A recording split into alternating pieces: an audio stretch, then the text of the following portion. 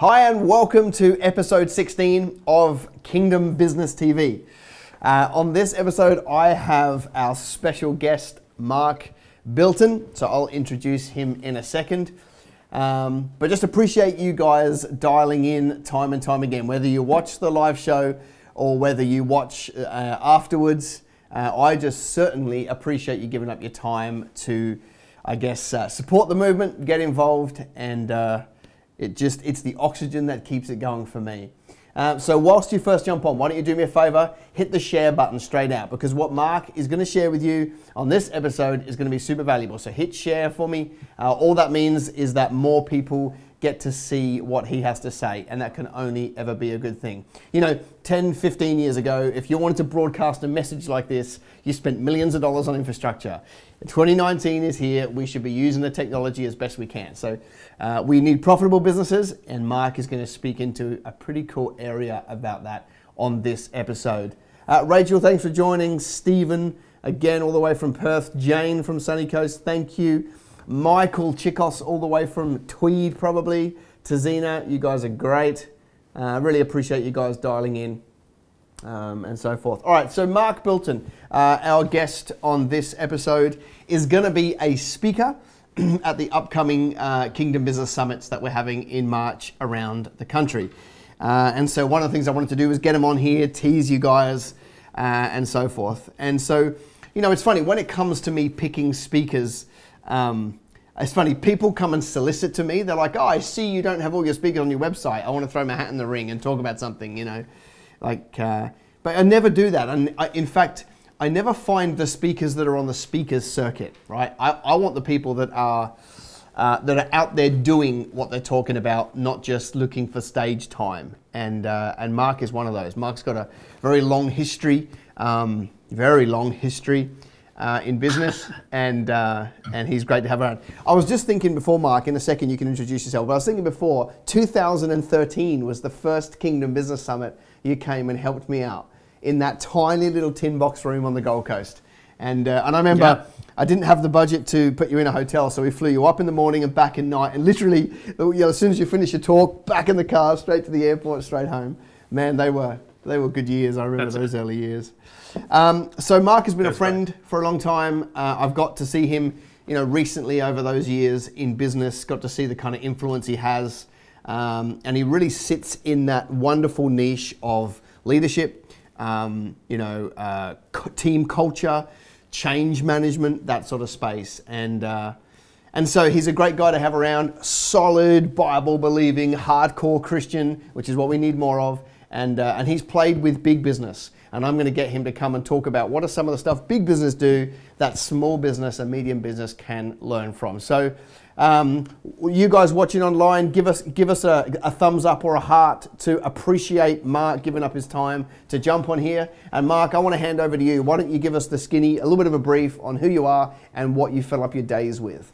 I guess you could call me a recovering CEO these days. I had 20 years running 6 different businesses, from a small textile business right up to running 40 countries for Gloria Jeans. I've always been involved in the turnaround space, but across a broad range of different kinds of organizations. So it's been an unusual journey. Started my career as a shop assistant in a menswear store in South Auckland with a zoology degree. So that's not really career advice, but it was an unusual start, and became Christian while I was at university, and came up through the sales and marketing side, and then had the privilege of running a whole bunch of different companies over 20 years, which was a fantastic experience. And then 3 years ago, when the Gloria Jeans had been turned around and we sold that business, I started a leadership advisory practice. And so I spend most of my time now with medium-sized businesses, helping them with leadership, strategy, and culture, and around the idea of helping organizations become much more effective, much more agile, and adaptable in a fast-moving environment. Wow, that's cool. I want to pick up on one of the things you said, being Gloria Jeans. I mean, I know practically what you did there, but let's go a little bit deeper. What were some of the things that you did at Gloria Jeans to turn it around? You know, what sort of marked improvement can you kind of hang your hat on there? Sure. Look, it was a great business, had grown really well, and then found itself in some difficulties.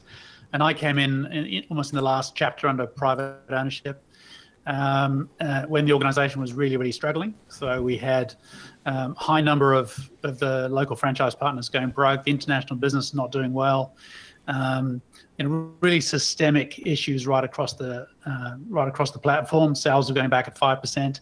We had some legal issues, had a whole bunch of things going on.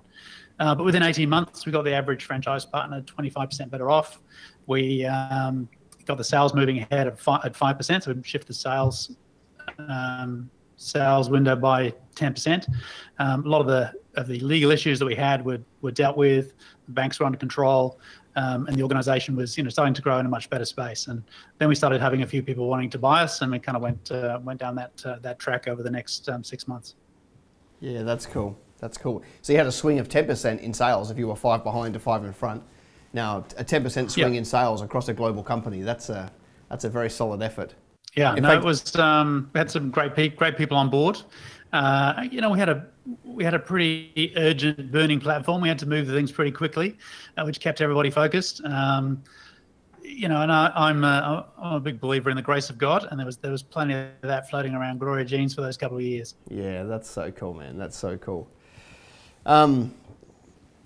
Why don't you give us the quick story? I'm gonna retell it wrong, but I remember the story with the what would you call them, like white goods brands that you worked with, where there was a deal going on in Germany, you were in Australia, you had 24 hours to go and do a deal or something like that. Because I really want people to catch the level of business that you have used to being exposed to. Then I want to come down to how does that matter to the little guys, right? So just give us that story again. Sure. Yeah. I was the CEO of Hagemeyer Brands. So we had Smeg, Amiga, Blanco, Dietrich, a lot of cooking brands. We had a couple of consumer electronics brands as well, JVC, Polaroid. So it was a multinational branded organization, and it was owned by Rexel, which was a listed French company. So my job was come in, do the turnaround, and then that business was doing well. So we had some interest to sell that company, and Rexel, who owned it, were quite keen to move it on. It wasn't their core business. So the turnaround had happened, and there was a deal on the table. Lots of complexity because each of the brands had to agree to the deal going through. So we had local Australian buyers with a head office in Hong Kong. We were owned by the French, and we had Americans, Japanese, more French, Germans, with all the and Italians, with all the different brands. So there was massive complexity in putting that in that deal together. We'd gone through all that. It's 2:00 in the morning. We're all on the phones. There's a lot of things being printed out. Lots of lawyers in different jurisdictions, all interested in the last piece of that deal. And just at the last minute, the Germans decided that they didn't want to do the deal, so they picked up their Wiener Schnitzel and went back to what they were doing. And we said, look, let's everyone else sign the documents. Let's just lock this deal out. And my boss, who was French, said, Mark, would you fly to Germany and convince the Germans that this is really a good idea after all? And I'm thinking, well, lady, you're in Paris. You could just drive down the road. But okay, I'll jump on a plane from Sydney and go and have lunch with the Germans, which I did. I'm sitting on the plane, contemplating this deal, and just spending a little bit of time with God and thinking, well, if this deal goes through, I don't actually have a job at the end of it because they already have a team in place. So how keen am I really on doing this deal? And if it's really of you, then let's do it. And but I really don't want to go through a long, drawn-out process. So, Lord, if this is you, can we just do this deal super quick? And sometimes you get an urge to pray a brave prayer. And I said, Lord, I just really want to walk out of that meeting with a signed contract. And I just at that point in time, I just had an idea around a little bit of logic on the deal that might sort of shift the table a little bit. And I felt it was from God, and I just tucked it away. And sure enough, got to Germany, went through the whole German thing, and had the meetings, and it wasn't going particularly well. They were a fairly entrenched position, and I just put this little piece of logic on the table around the deal. Nothing. It seemed relatively insignificant. Put it on the table, and it was like the atmosphere in the room had completely shifted. They were suddenly interested, and long story short, we actually signed the contract on the day and then took it to our boards later. But we signed the contract on the day. I literally walked out of that room with a signed contract. And I put it down to that little piece of revelation, relying on God. Sometimes we don't think he's interested in commercial things, but he's vitally and intimately interested in everything that we do. And he's placed us in the workplace, in the marketplace, to be his ambassadors and to do his will and build his kingdom. And he's interested in the big things and the small things. And it's an example of, this opportunity that we have as Christians to leverage our relationship with the Lord, if that's an appropriate thing to say. Sure. Yeah. Where we co-labor with God and align ourselves with what he's doing, be surrendered to his will, and we should expect his hand on what we're doing. Yeah, I love it, Mark. I love that story. And I just wonder whether there is a direct correlation between you getting a download and being at 35,000 feet, because you're above all the stuff and you're just a little bit closer. And I just wonder whether that's got anything to do with it. Close at heaven. Yeah. Give me some thoughts on team culture, right? How does somebody set one? Let's come back down to small business. Maybe it's a team of 2, maybe it's a team of 10. Like how important is team culture? And what are some things a business owner could do to even start to prepare for it? Culture to me is absolutely paramount. I mean, you can have a great strategy, you can have a good product. If you don't have the right people around you that are engaged and focused and productive, then it's really hard to deliver a good result. So culture to me is an absolute commercial multiplier. If you have a great team that's motivated and focused on the right things, really engaged in an encouraging atmosphere, you can really take over the world. It's paramount, underrated, and even in the turnaround space, which is often dollars and numbers and hard-nosed things to do. I've always endeavored to create a great culture because it's a commercial multiplier. Small team, big team, international team, or 3 people in a garage. It's the same principles. Firstly, you get the culture you live by. That if you, as a leader, demonstrate how people should operate. You become the template for how they operate. So if you operate with excellence and integrity, you're encouraging people, you're helping them be the best they can be, your team will do the same thing. If you're, hard-nosed, don't talk to them, treat them badly, you're still shouting at people in corridors, of which there's plenty of people around still, by the way, then you get the same result. The way you walk is really important. People are watching, people are seeing, and culture is often caught, not taught.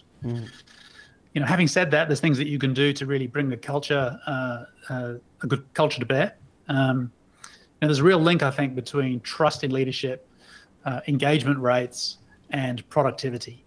That if you have, we have very low engagement rates in corporate Australia and around the world, and therefore very low engagement rates. So low trust in leadership, low engagement rates, and therefore low productivity. Yeah. And the catalyst for that change for me is how leaders operate.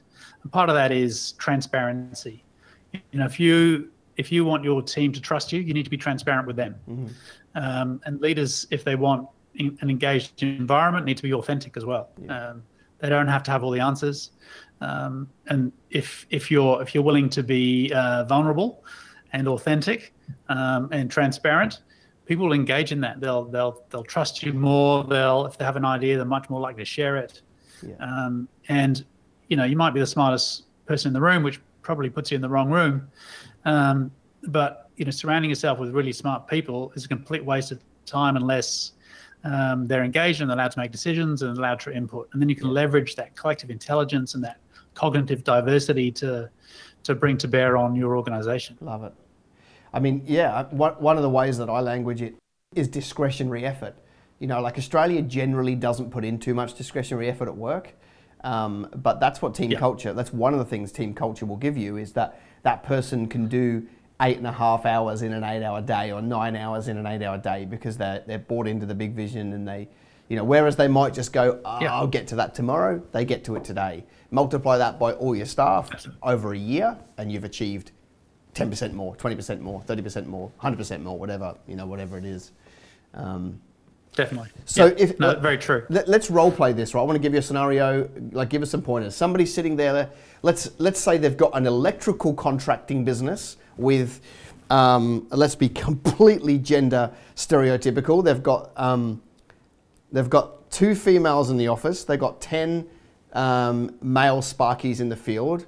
And they've got this toxic culture of them and us. You know, the guys typically don't fill in their paperwork, whatever, call in sick on a Monday every now and then. Business owner is a you know, maybe a more introvert person, so not really a like get up, you know, gregarious presenter. What are some things that they could do to turn that culture around over a period of time? Like, I just wouldn't mind hearing from you. What are some points they could walk through to kind of go, oh, yep, that's some good things? Yeah. Well, I think any good culture is based on an agreed set of values. So some kind of mechanism to decide how you're going to operate as a team is really important. You really need to have that discussion, because every one of those individuals will walk into your organization with a set of assumptions that may not be aligned to everyone else's. Might come from different backgrounds, different experiences, different workplaces where there are different expectations. And so, you know, sitting around a table and going, you know what, we all spend a lot of time together here, so how are we going to treat each other? And trying to articulate doesn't have to be a big, long, massive exercise, but an agreement of how we're going to treat each other, and how we're going to operate with our clients and our suppliers, but particularly as a team, how we're going to operate. So some sort of rules of engagement, set of values. I heard someone the other day say, you know, why don't you call it virtues rather than values? And I thought that was actually really quite clever, because virtues are, you know, intrinsic to you and important to you. Whereas Groucho Marx says, you know, if you don't like my values, I've got plenty more that you can have a look at. You know, the values can be a little bit superfluous, but virtues, you know, what are the virtues we're going to bring to this business? Are we going to operate in integrity? Are we going to treat each other well? Are we going to respect each other? We're going to answer each other's phone calls, and what's a reasonable amount of time to wait for an email answer, those kind of things. So some sort of way of deciding what behaviors are going to operate on are really important. Specifically when you've got people out in the field and at home base, you know, there's often, you know, silos because people don't really appreciate the nuances of being in each of those situations. I ran a small textile business where we had guys in the warehouse wrapping parcels, and we had guys out in the cars, you know, selling fabrics, and they're always at war on something. So I got the sales rep to come into the warehouse and roll a few fabric rolls for a couple of days, and we parked a couple of the key warehouse guys in the sales reps' cars, going out and talking to customers. And there was nothing like just getting a little bit of a taste of the other world to get everyone to be a little bit more reasonable, a little bit more understanding of, oh, okay, so yeah, when your customer's screaming at you, we know why. And also when the sales reps were there rolling fabrics, they realized that all the orders were coming in the last minute, and there was unreal expectations about how things were being dispatched. So a little bit of learning in each other's worlds is very helpful. I love it. You know, Virgin Australia do that really well. One of their internal, you know, policies or structures is that, you know, anybody from sort of middle management upwards has to go and do a day in the field every few months. And so what you end up with, you end up with the accountant who's behind a desk, you know, with spreadsheets, going and spending a day loading luggage onto a conveyor belt, right? And this story came back to me that I thought was fascinating, because there's this accountant who's throwing bags on, and this conveyor belt is torn and shredded, and you know, anyway, and the accountant kind of goes, oh, like what's happened here? And this guy's like, the boffins at the top are not prepared to invest in us, you know, and we don't care, we don't matter down here. And the accountant goes, no, I'm going to have a new one delivered to you next week, you know. And so all of a sudden, you know, the baggage handlers feel valued. The accountant's got some perspective outside of his spreadsheets. And I think it's a great, I mean, you could take that concept and take it to a electrical contracting firm with a team of 12, right? And do the same thing. And I think that's actually pretty genius, because you're building empathy and sympathy amongst the team, you know, and it puts everyone back on the same page. I think it's pretty clever. Yeah, very valuable, very valuable. You know, there's another thing around culture that really helps. I mean, you can empower people, which is important. But if you don't have a clear direction for your organization that is clearly articulated, that everyone in the organization understands what it is, then you'll get misalignment, you'll have different sets of priorities. But if everybody across the organization understands what it is that you're trying to achieve, and they can, you know, articulate it, then it really helps to align people. They cooperate more. They drop things that they know they don't need to do and start doing things they do need to do. And it can really help with some alignment around culture. I love it.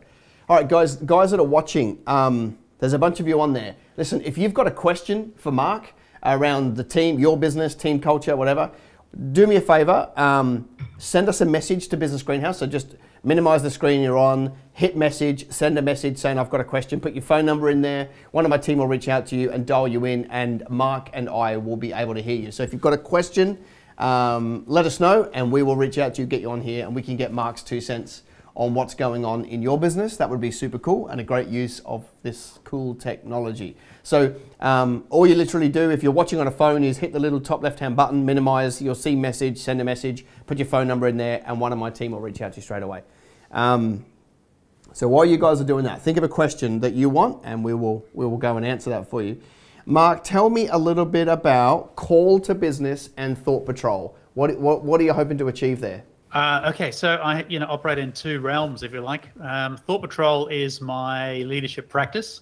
So we do agile strategic planning, mentoring CEOs and business owners, and then I sit on some boards, do some board advisory work. So that's around leadership, strategy, and culture, and that's it's very commercial. It's just mainly medium-sized businesses, sort of 50 million to a billion, that sort of size, and love doing that. Lots of variety, and it's kind of my ministry and my job. So that's my main role. So that's the day job.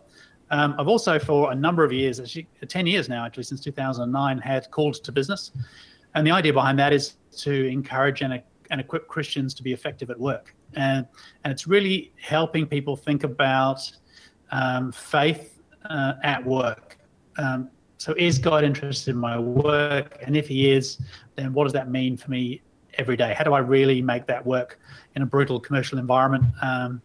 And so I've wrestled with that for a long time, and it's kind of my thoughts around that. So there's a podcast, there's a blog, there's books, there's audiobooks, there's a little video series. YouVersion, I've got some reading plans on the YouVersion Bible app as well. So I've got 75,000 subscribers on there now. So it's a good size audience. And now that I'm not a CEO and I have a little bit more time, although Thought Patrol keeps me pretty busy, able to spend a bit more time with Christian organizations, helping them think through God at work. So Call to Business and Thought Patrol. Love it. And YouVersion, how can, give us some handles. Somebody's watching right now, what are some handles they can go to pick up, find out about your Thought Patrol, find out about Call to Business, find you on YouVersion? Where do they do? So, if you search me on Google, Mark Bilton, you'll see everything. There's not too many of me around. So you'll be able to find everything, just Mark Bilton from Google. But calledtobusiness.com is the main website. And thoughtpatrol.com, again, has all the links through there. Nice. But I'm on Twitter, Facebook, a LinkedIn, all the usual platforms. YouVersion, if you go into a YouVersion Bible app and search me, Mark Bilton, all the plans that I have in there will come up. Very cool. How are we going up there, Craig? We do have a question? All right. So, Mark, we're just going to dial someone and then we'll patch them through. I'll greet them and then we'll hand the question over to you.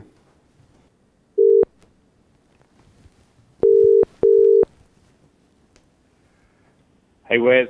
Hey, Matt. You're on Kingdom Business TV. I'm loving it. Good. That's good to hear. I have special guest Mark Bilton with us today. So do you have a question for Mark or me or both around the topic we've been talking about? Yeah, so I was just wondering the fastest way to rebuild trust in a team. That's a very solid question. All right, Mark, over to you. Building trust, I think, is as you've obviously you've identified, is really critical in a team. Transparency builds trust. I mean, ultimately, I think the more transparent you are, the more likely you are to build trust. If there's been some sort of history where trust has been broken, putting that on the table and dealing with that first can help loosen up a team to be able to trust again. So if there's been some sort of breach of trust, or there's an issue floating around where people have gone away and hid somewhere, then getting that on the table and being really transparent about any failures you or the company may have had in dealing with something is important. If that's not the case, then at least building transparency. So what I mean by that is that you should have no sort of second agendas. So any conversation you have should trust the individual and should empower them to make decisions, and the things you're asking them to do, or the ideas that you're asking them to come up with, should be very much aligned with your articulation of where the business is going and those things. So you can build it on a number of fronts, but it's like anything. It really comes down to the foundation of good relationship. If you are genuinely engaging with them and you give them honor and respect, and you genuinely want their best, people will see that. People will hear your authenticity, and it's as much about how you say things as to what you say. So be authentic, engage at a relational level, clear anything from the past that may be holding things back, and just bring high levels of transparency. Yeah, awesome. That's a solid question and a very solid answer. Appreciate you calling in, Matt. You're awesome. Thanks, mate. We'll talk soon. Bless you, Matt. Do we have anybody else, Craig? No. All right. If you've got a question and you're too scared to get on here, write it in the comment and I will read it to Mark, because I'm feeling very generous. Okay, so if you've got a question, put it into the comments box and I'll read it to Mark.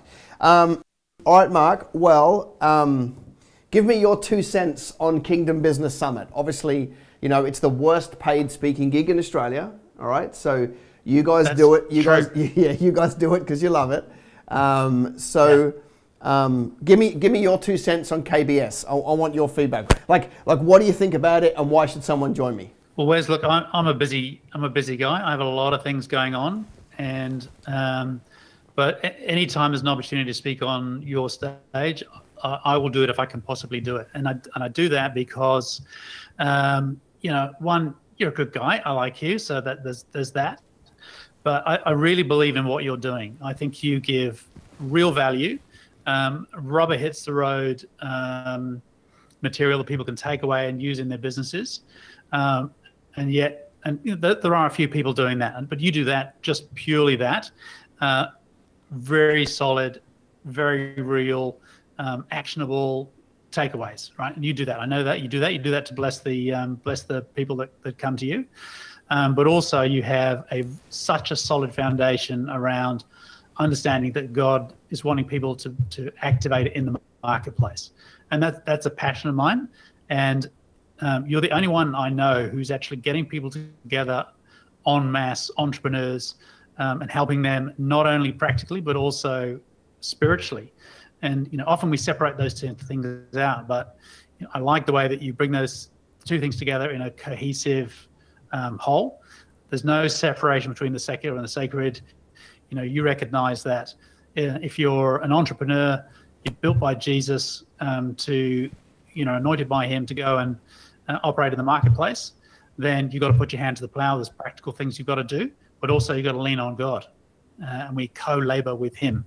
And I think you've got a wonderful balance with that. I think it's really well communicated, and people who come to your events genuinely walk away encouraged, motivated, closer to God, and with a whole lot of practical things that they can take and apply in their businesses.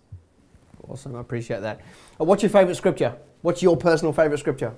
I spent a lot of time in the Word of God, and I love the Proverbs. I spent a lot of time in Proverbs. But one of the scriptures that, Proverbs is my go-to. So, my book, 77 Proverbs for Leaders, there's a whole lot of stuff in there. But I think my favorite scripture is that Jesus came to give us life and life more abundantly. For me, that covers such I can't even give you the reference. But it's such a countercultural way of looking at the life of Jesus in what we do.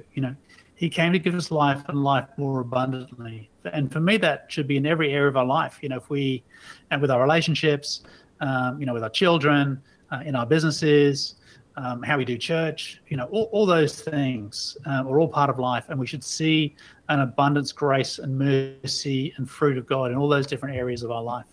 So he came to give us life and life more abundantly, I think would be a capstone scripture for me. Love it. You'll find that in Old Johnny in the Barber. Thank you. Thank you for your time. You're awesome. I mean, I can see the comments on here, people saying how much they appreciate it. They've picked up on a few bits that you've said, and they're lots of thumbs up going on here. And so, Mark's joining me. I think you're coming to the Gold Coast Summit, right? So, that's right. Yeah. But having said that, no matter which summit you go to, you'll get the recording of every person that comes and talks. That's one thing we're doing this year to give you an insane amount of value. So whether you see Mark in your city or don't, we're going to be recording his talk and giving him that. So just appreciate it. Mark, thank you so much for giving up your time. I look forward to hanging out with you. I love talking to you. I love hanging out with you. We're going to be doing that on the Gold Coast and having a really good time. On Thursday's show, episode 17, we're going to be back to a normal show, me taking calls from you, and I have more giveaways. I know it's not Christmas, but I am feeling generous. In fact, I might grab some of your books, right, and give them to our listeners and watchers on Thursday. I reckon that'd be a really good idea. All right, until next time, thanks, Mark. Thanks for watching. Remember, seek God, read your Bible, think about all these things, rewatch the replays, and let's go build businesses for Jesus.